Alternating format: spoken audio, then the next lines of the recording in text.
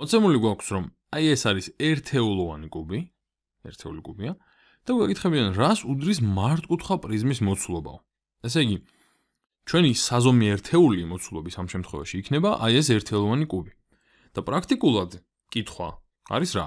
რამდენი ასეთი კუბისგან შედგება აი ეს ფიგურაო? ნახოთ.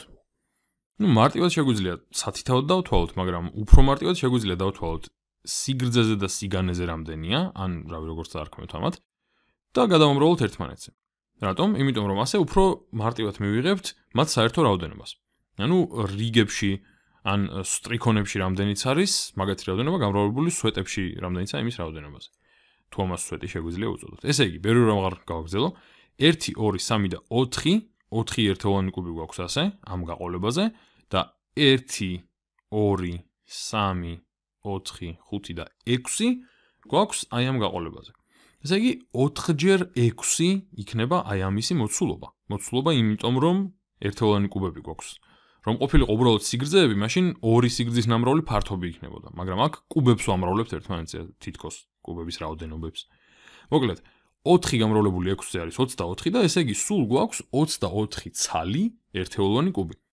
რადგან თვითონ კუბს მოცულობა გააჩნია, ამიტომ 24 ცალი ერთეულოვანი კუბი იქნება აი ამ ფიგურის მოცულობა. სწორია. შემდეგი.